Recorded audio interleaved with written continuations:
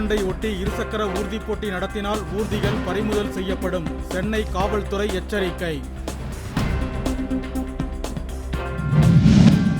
அதானி நிறுவனத்திற்கு வழங்கப்படவிருந்த smart meter ஒப்பந்தம் ரத்து செய்யப்பட்டது பாமகவிற்கு கிடைத்த வெற்றி. அன்புமணி வரவேற்பு. தமிழ்நாட்டில் இந்த ஆண்டு வடகிழக்கு பருவமழை இயல்பை விட 33 விழுக்காடு அதிகம் பெய்திருப்பதாக வானிலை நடுவம் தகவல். அண்ணா பல்கலைக்கழக மாணவி பாலியல் வன்கொடுமை நிகழ்வை கண்டித்து ஜனவரி 3ஆம் தேதி மகளிரணி சார்பில் பேரணி. பாஜக அறிவிப்பு. அதிமுக உட்கட்சி விவகாரங்களில் தேர்தல் ஆணையம் தலையிட முடியாது. இரட்டை இலை சின்னம் தொடர்பாக எடப்பாடி பழனிசாமி பதில் மனு.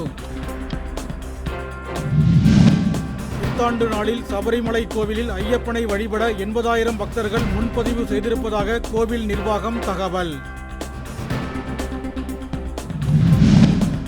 கொலை வழக்கில் கேரள சிவிலியர் நிமிஷா பிரியாவுக்கு மரண தண்டனை விதிக்கப்படுவதை உறுதி செய்தார் ஏமன் அதிபர்.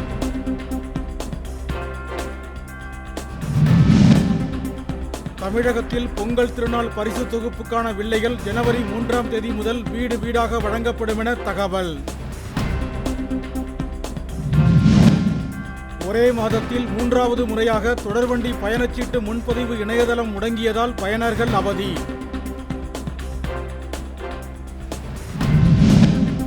ஹாலிவுட் நடிகர் பிராட் பிட், நடிகை ஏஞ்சலினா ஜோலி மனமுறிவு. 8 ஆண்டு சட்ட போராட்டம் முடிவுக்கு வந்திருப்பதாக விளக்கம்.